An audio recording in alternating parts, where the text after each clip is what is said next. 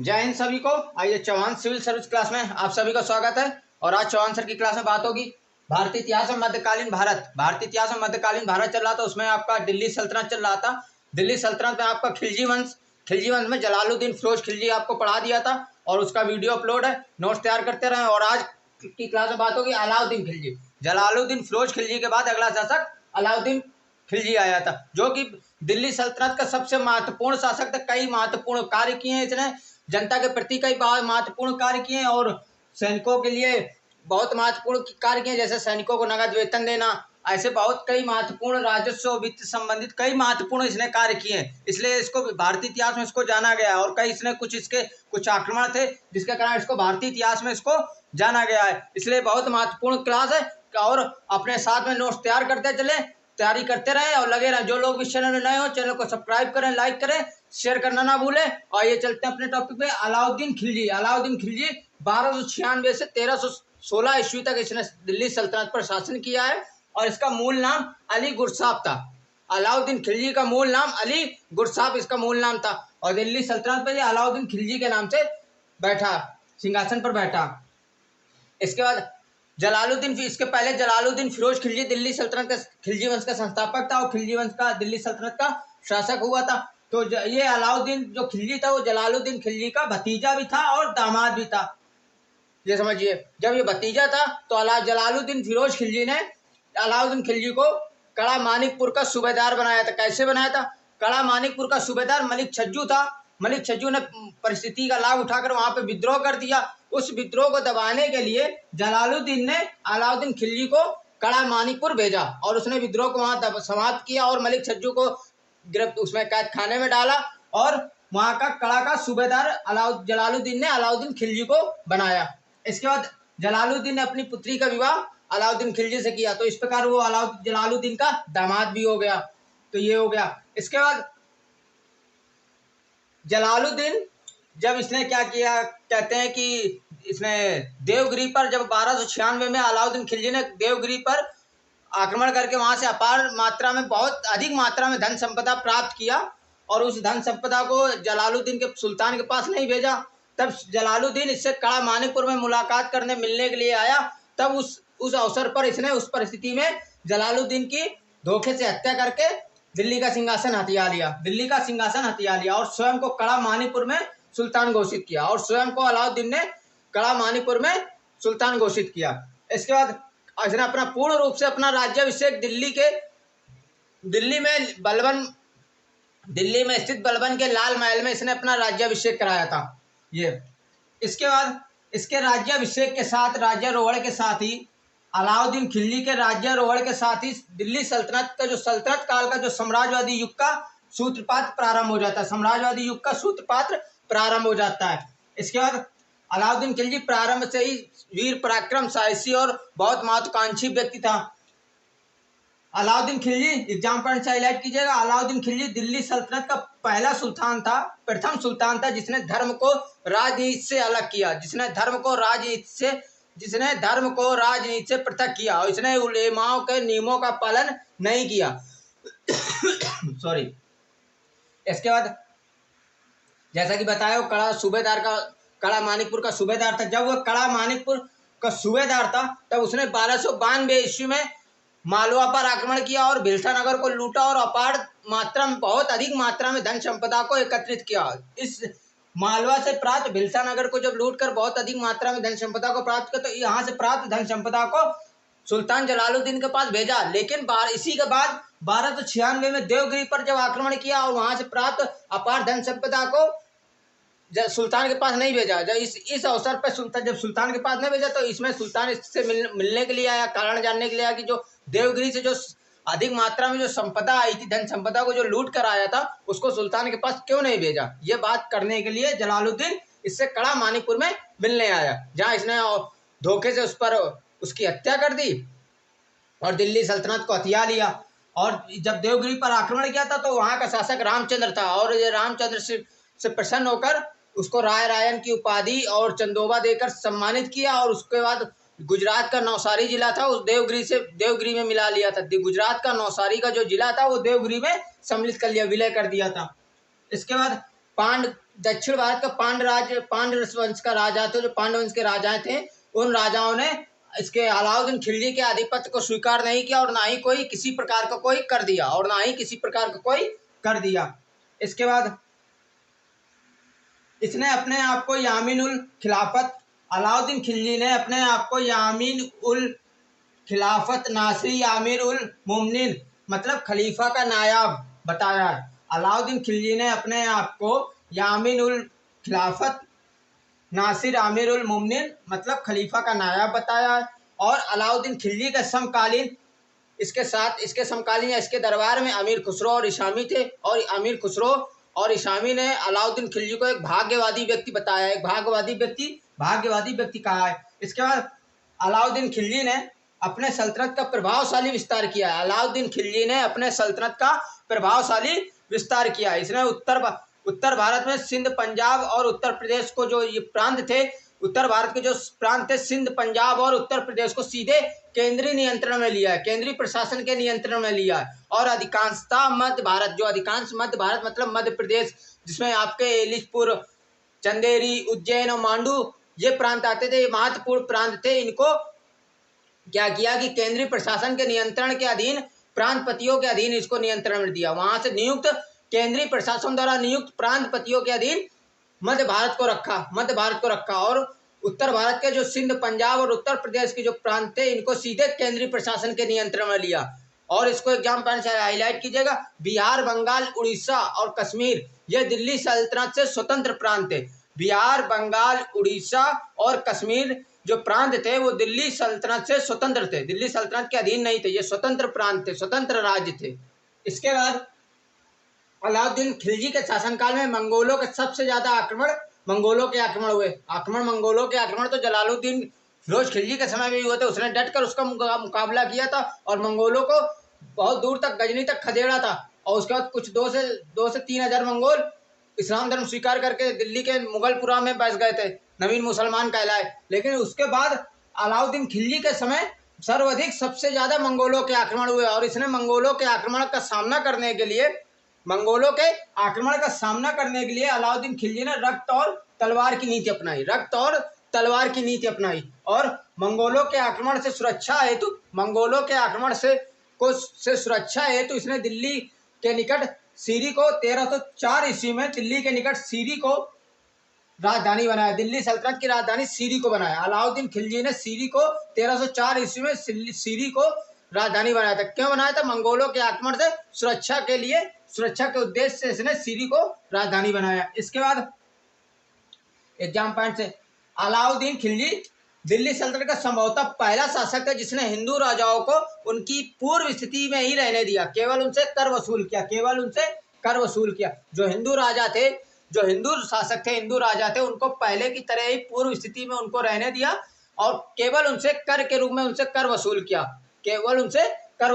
इसके बाद विजय और शत्रुओं को मित्र बनाने की नीति में विजय करना और शत्रुओं को अपना मित्र बना लेने की नीति का पालन करने के कारण कुछ इतिहासकारों ने इसकी तुलना अकबर से की है। अलाउद्दीन की तुलना अकबर से करते हैं। इसके बाद आक्रमण 1301 ईस्वी में अलाउद्दीन खिलजी ने रणथंभौर पर आक्रमण किया और रणथंभौर पर अधिकार करके रणथंभौर को दिल्ली सल्तनत में विलय किया, दिल्ली सल्तनत में मिला लिया। इसके बाद सबसे महत्वपूर्ण आक्रमण अलाउद्दीन खिलजी का चित्तौड़ पर आक्रमण माना जाता है। कहा जाता है कुछ इतिहासकार जैसे कि मलिक मोहम्मद जायसी इन्होंने पद्मावत लिखी है। पद्मावत में मलिक मोहम्मद जायसी ने बताया है कि अलाउद्दीन का चित्तौड़ पर आक्रमण करने का कारण वहाँ की महारानी पद्मावती को प्राप्त करना था। और जो आपके इसके दरबार में अमीर खुसरो और इसामी थे, ज्यादातर मेन इनका मत है अमीर खुसरो का कहना है कि अलाउद्दीन खिलजी का चित्तौड़ पर आक्रमण करना, धन को और अपने साम्राज्य को सुदृढ़ करना, विस्तार करना, उस नीति को लेकर इसने चित्तौड़ पर आक्रमण किया था। तो 1303 ईस्वी में अलाउद्दीन खिलजी ने चित्तौड़ पर आक्रमण किया और अलाउद्दीन खिलजी की सेना और राणा रतन सिंह की सेना, जो चित्तौड़ के महाराजा थे, राजा रतन सिंह की सेना का आमना सामना होता है, जिसमें महाराजा रतन सिंह युद्ध स्थल पर मारे जाते हैं और वहां की चित्तौड़ की महारानी पद्मावती महल की सभी स्त्रियों के साथ मिलकर जौहर करती हैं। और इस प्रकार जौहर करती है वहां पे। इस प्रकार चित्तौड़ पर अलाउद्दीन खिलजी की चित्तौड़ पर जीत होने के बाद भी सबसे बड़ी उसकी हार मानी जाती है। अलाउद्दीन खिलजी का चित्तौड़ पर अधिकार हो जाने के बाद भी, जीत हो जाने के बाद भी उसकी ये चित्तौड़ की सबसे बड़ी हार मानी जाती है। और चित्तौड़ का नाम उसने अपने पुत्र खिरज खां के नाम पर खिरजाबाद रखा। चित्तौड़ का नाम बदलकर अपने पुत्र खिरज खां के नाम पर खिरजाबाद रखा। और 1540 ईस्वी में मलिक मोहम्मद जायसी ने पद्मावत नामक ग्रंथ लिखा। 1540 में मलिक मोहम्मद जायसी ने पद्मावत नामक ग्रंथ लिखा, जिसमें सारी घटनाओं का वर्णन इन्होंने किया है। इसका जोधपुर के संस्कृत शिलालेख में कहा गया है कि अलाउद्दीन के देवतुल्य शौर्य से पृथ्वी अत्याचारों से मुक्त हो गई थी। अलाउद्दीन खिलजी के देवतुल्य शौर्य से पृथ्वी अत्याचारों से मुक्त हो गई थी। ये जोधपुर के संस्कृत शिलालेख में लिखा गया है। इसके बाद एग्जाम पॉइंट से हाईलाइट कीजिएगा। अलाउद्दीन खिलजी भारत का या दिल्ली सल्तनत का पहला शासक था जिसने दक्षिण भारत को जीता था। दूसरे तरीके से दक्षिण भारत पर आक्रमण करने वाला प्रथम मुस्लिम सेनापति कौन था? अलाउद्दीन खिलजी था। जब इसने दक्षिण भारत पर आक्रमण किया था तब उस सेना सूबेदार था, कहाँ का? कड़ा का सूबेदार इसको बनाया गया था। और इसके नेतृत्व पे जलालुद्दीन ने इसको दक्षिण भारत पर आक्रमण करने के लिए इसको सेना भेजी थी और उसका सेना का नेतृत्व अलाउद्दीन खिलजी कर रहा था। तो प्रथम मुस्लिम सेनापति था जिसने दक्षिण भारत पर आक्रमण किया था। इसके बाद नेक्स्ट, दिल्ली सल्तनत का पहला शासक था, प्रथम शासक था जिसने विंध्याचल पर्वतमाला को पार करके, विंध्याचल पर्वत को पार करके दक्षिण प्रायद्वीप को जीतने का प्रयास किया और उसको जीता। विंध्याचल पर्वत को पार करने वाला पहला मुस्लिम शासक था। दिल्ली सल्तनत का पहला मुस्लिम शासक था जिसने विंध्याचल पर्वत को पार किया है और दक्षिण प्रायद्वीप को जीतने का प्रयास किया और जीता भी। इसके बाद second next exam point, Alauddin Khilji के समय दक्षिण भारत में सबसे पहला आक्रमण तेलंगाना पे किया गया। अलाउद्दीन खिलजी के समय दक्षिण भारत पर सबसे पहला आक्रमण कहाँ किया गया था? तेलंगाना पे किया गया था। शासक कौन था? प्रताप रुद्रदेव द्वितीय वहां का तेलंगाना का शासक था। और इसने इसकी अलाउद्दीन खिलजी की अधीनता स्वीकार की। अधीनता कैसे स्वीकार की? इसने अपनी एक सोने की मूर्ति बनवाई और उसमें सोने की जंजीर डालकर और उसमें सोने की जंजीर को डालकर मलिक काफूर के पास आत्मसमर्पण के लिए भेजता है। और इसी आक्रमण के दौरान एक विश्व प्रसिद्ध कोहिनूर हीरा मलिक काफूर को भेंट करता है। कौन? प्रताप रुद्रदेव द्वितीय, तेलंगाना के शासक प्रताप रुद्रदेव द्वितीय विश्व प्रसिद्ध कोहिनूर हीरा को मलिक काफूर के पास को भेंट करता है। और जो कोहिनूर हीरा था ये उस समय गोलकुंडा की खान से प्राप्त किया गया था। गोलकुंडा की खान से निकाला गया था। गोलकुंडा की खान से कोहिनूर हीरा को प्राप्त किया गया था, जिसको मलिक काफूर को प्रताप रुद्रदेव द्वितीय ने भेंट किया था। आत्मसमर्पण करने के बाद उसको ये हीरा भेंट किया था। इसके बाद सेकेंड आक्रमण, आपका दूसरा आक्रमण 1296 में देवगिरी पर होता है। 1296 में देवगिरी पर आक्रमण होता है। 1296 में जब इसने देवगिरी पर पहला आक्रमण किया था तो उस समय ये सेनापति सूबेदार था, कड़ा मानिकपुर का सूबेदार था। उस नेतृत्व पर इसने देवगिरी पर आक्रमण किया था। दूसरा आक्रमण सुल्तान बनने के बाद 2 बार आक्रमण हुआ देवगिरी पर। पहला आक्रमण 1296 में सेनापति के नेतृत्व, सेना का नेतृत्व करते हुए देवगिरी पर आक्रमण किया शासक रामचंद्र था। और रामचंद्र की सेवा से प्रसन्न होकर इसने राय रायन की उपाधि रामचंद्र को राय रायन की उपाधि दी, चंदोबा से सम्मानित किया और 1 लाख टंका इसको भेंट दिया और गुजरात का नवसारी का जिला देवगिरी में मिलाया। इसका जब ये सुल्तान बन गया तो इसने 1307 ईस्वी में सुल्तान के नेतृत्व पर इसने पुनः देवगिरी पर आक्रमण किया। और अलाउद्दीन खिलजी के देवगिरी के शासक रामचंद्र राय थे जो, वो अलाउद्दीन खिलजी के बार आक्रमण से बाध्य होकर एलिचपुर की वार्षिक आय को, रामचंद्र राय ने एलिचपुर की वार्षिक आय को, जो एलिचपुर से जो वार्षिक आय प्राप्त होती थी उसको प्रतिवर्ष अलाउद्दीन खिलजी को देने का वायदा किया कि प्रतिवर्ष आपको हर साल एलिचपुर की जो वार्षिक आय होगी उसको हर साल आपको भेंट दिया जाएगा। आप उसे देने का वादा किया। इसके बाद अलाउद्दीन खिलजी का प्रथम सैन्य अभियान गुजरात 1298 ईस्वी में गुजरात पर हुआ। गुजरात पर पहला सैन्य अभियान था। गुजरात का शासक वहां पे उस समय बघेल शासक कड़ था और उसको युद्ध में पराजित किया और उसकी पत्नी कमलामती को लेकर दिल्ली सल्तनत आ गया था और उससे विवाह किया और कर्ण की पत्नी को वहां से लेकर दिल्ली सल्तनत आ गया, दिल्ली आ गया और उससे विवाह किया।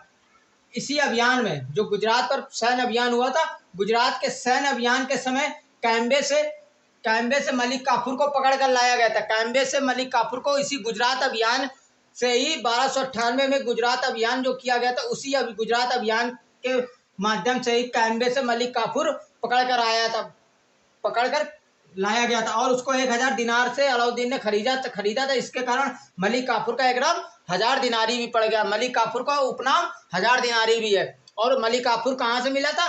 कैम्बे से पकड़कर उसको लाया गया था। किस अभियान में? गुजरात में किए गए 1298 में सैन्य अभियान के माध्यम से।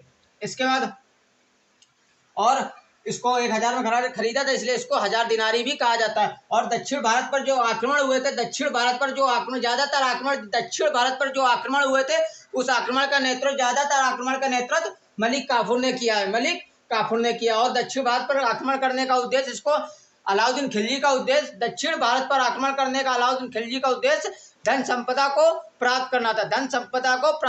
अपनी विजय विस्तार की नीति को फैलाना था। इसके बाद अलाउद्दीन खिलजी की उपाधियां इसने सिकंदर सानी, द्वितीय सिकंदर अपने आप को कहा है। क्यों कहा है? क्योंकि इसने कहा सुल्तान के पद की गरिमा को बनाए रखने के लिए अलाउद्दीन खिलजी ने सुल्तान के पद की गरिमा को बनाए रखने के लिए सिकंदर सानी या द्वितीय सिकंदर की उपाधि धारण की। इसके बाद अमीर खुसरो के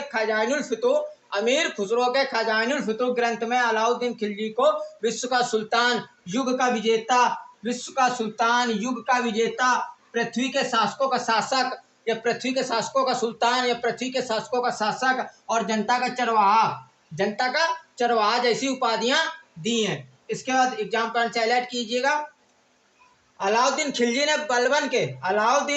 ने बलबन के जाति उच्चतावादी नीति, जो जाति पर आधारित जो उच्च पद थे, बलबन ने ये नीति अपनाई थी कि बलबन ने अपने जो सैन्य विभाग थे, अपने जो प्रशासन था, उसमें जाति के आधार पर उच्च पद वितरण किए जाते थे, उच्च पद दिए जाते थे। उस नीति को अलाउद्दीन खिलजी ने त्याग किया और योग्यता के आधार पर पदों का वितरण किया है। इसके बाद अलाउद्दीन ने अनेक सूचनादाता नियुक्त किए, जिन्हें मुनहियन या मुन्ही कहा जाता था। इसके बाद अलाउद्दीन खिलजी ने राजधानी के आर्थिक मामलों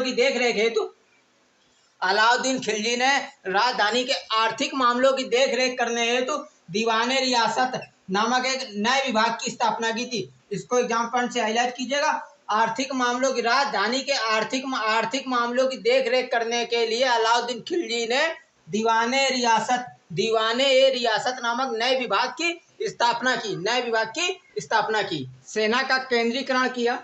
अलाउद्दीन खिलजी ने सेना का केंद्रीकरण किया और अलाउद्दीन खिलजी ने स्थायी सेना के गठन हेतु एक स्थायी सेना का गठन किया इसने, कि जो सेना होगी वो स्थायी होगी, परमानेंट होगी। मतलब स्थायी सेना के गठन हेतु सीधी भर्ती की और केंद्रीय कोषागार से सैनिकों को नगद वेतन देना प्रारंभ किया। मतलब जो सैनिकों को जागीरें दी जाती थी उसको खत्म करके सैनिकों को नगद वेतन देना प्रारंभ किया। ऐसी प्रथा का प्रारंभ और नगद जो वेतन देना प्रारंभ किया वो कहाँ से दिया जाएगा? केंद्रीय कोषागार से दिया जाएगा। और इसने सेना जो थी उसका केंद्रीकरण किया। किसने किया? अलाउद्दीन खिलजी ने किया। और सैनिकों को नगद वेतन देना प्रारंभ किया। और इसके बाद इसने घोड़ों को दागने की प्रथा प्रारंभ की, जिससे घोड़ों की अदला बदली ना की जा सके, घोड़ों की दागने की प्रथा का भी प्रारंभ अलाउद्दीन खिलजी ने किया। इसके बाद अलाउद्दीन खिलजी ने बाजार नियंत्रण प्रणाली प्रारंभ की। बाजार प्रणाली थी उसको नियंत्रण प्रणाली लिया, सीधे केंद्रीय प्रशासन के नियंत्रण में लिया, इसलिए इसको बाजार नियंत्रण प्रणाली कहा। अमीर खुसरो के अनुसार बाजार नियंत्रण प्रणाली का जो उद्देश्य था वह आम प्रजा को राहत पहुंचाना था। इसके बाद भूमि की पैमाइश के आधार पर लगान का निर्धारण इसने तय किया। अलाउद्दीन खिलजी ने भूमि की पैमाइश करा के लगान का निर्धारण तय किया। लगान जो होता था, लिया जाता था, उसका जो निर्धारण था वह भूमि की पैमाइश करा के किया उसने। और विश्व को भूमि की पैमाइश की मानक इकाई माना। जो भूमि की पैमाइश होगी वो विश्व के आधार पर होगी, इसको मानक इकाई माना। इसके बाद जो भूमि की पैमाइश के आधार पर जो लगान का निर्धारण किया गया, ये अलाउद्दीन खिलजी का पहला अधिनियम था। सब पहला और सबसे कठिन अधिनियम था अलाउद्दीन खिलजी का। भूमि की पैमाइश कराकर लगान को वसूलना, लगान को निर्धारण करना, लगान को निश्चित करना, ये अलाउद्दीन खिलजी का पहला और सबसे कठिन अधिनियम था। इसके बाद अलाउद्दीन खिलजी दिल्ली सल्तनत का पहला सुल्तान था जिसने भूमि की पैमाइश करा के लगान वसूल किया। भूमि की पैमाइश करा के लगान वसूल किया। भूमि की पैमाइश किसके आधार पर? विश्वा के आधार पर किया था। मानक इकाई विश्वा थी। इसके बाद राशन व्यवस्था का भी इसने प्रारंभ किया। राशन व्यवस्था जिसको सार्वजनिक वितरण प्रणाली के नाम से भी जाना जाता है। सार्वजनिक वितरण प्रणाली का प्रारंभ अलाउद्दीन खिलजी ने किया और इसने शासकीय अन्न भंडार बनवाए जहाँ जिसमें जो अनाज थे उसको वहाँ पे शासकीय अन्न भंडार में एकत्रित किया जाए, रखे जा सके और उस अनाज को आपातकाल में निकाला जा सके। वो राहत सामग्री के रूप में आपातकाल में उस अनाज का प्रयोग किया जा सके। इसके बाद अलाउद्दीन खिलजी का अंतिम अधिनियम परवाना नवीस था, मतलब परमिट देने वाले अधिकारी के नियुक्त करना, ये अलाउद्दीन खिलजी का अंतिम अधिनियम था। इसके बाद तुर्की सुल्तानों में अलाउद्दीन खिलजी पहला शासक था जिसने वित्तीय और राजस्व सुधारों में गहरी रुचि ली है। जिसने वित्तीय मामलों में और राजस्व के मामलों में सुधार के लिए गहरी रुचि ली है। और इसके बाद अलाउद्दीन खिलजी भारत का पहला मुस्लिम शासक था जिसने भूमि की वास्तविक आय पर राजस्व निश्चित किया है। और इसने मूल्यों का निर्धारण करने के लिए मनमाने ढंग से मूल्यों का निर्धारण नहीं किया। उत्पादन की लागत के अनुसार मूल्यों का निर्धारण किया है और भूमि की वास्तविक आय पर राजस्व निश्चित किया है इसने। इसके बाद सैनिकों को नगद वेतन देना प्रारंभ अलाउद्दीन खिलजी ने किया और ये दिल्ली सल्तनत का पहला शासक था जिसने सैनिकों को नगद वेतन देना प्रारंभ किया था। और सैनिकों की भर्ती के लिए सेना मंत्री मतलब आरिजे मुमालिक नाम का पद बनाया था। सेना मंत्री आरिजे मुमालिक, जिसे सेना मंत्री कहा जाता था, इसके माध्यम से सैनिकों की भर्ती की जाएगी और सैनिकों का जो स्थायी सेना का गठन इसने किया और सैनिकों को जो नगद वेतन देना प्रारंभ किया, वेतन केंद्रीय कोषागार से देना प्रारंभ किया। इसके बाद राजस्व व्यवस्था में भ्रष्टाचार और लूट को खत्म करने के लिए, राजस्व व्यवस्था में जो भ्रष्टाचार और लूट होती थी उसको समाप्त करने के लिए इसने एक नए विभाग दीवाने-ए-मुस्तखराज नामक विभाग की स्थापना की थी। एक नए विभाग दीवाने-ए-मुस्तखराज की स्थापना की थी और इसने अलाई दरवाजा बनवाया था। अलाउद्दीन खिलजी द्वारा बनवाया गया अलाई दरवाजा तुर्की कला का श्रेष्ठ नमूना है और 1316 ईस्वी में इसकी मृत्यु हो जाती है। एक बीमारी के कारण 1316 ईस्वी में इसकी मृत्यु हो जाती है। तो ये थे आपके अलाउद्दीन खिलजी। नोट्स तैयार करिए, अगली क्लास में फिर मिलेंगे। जय हिंद दोस्तों।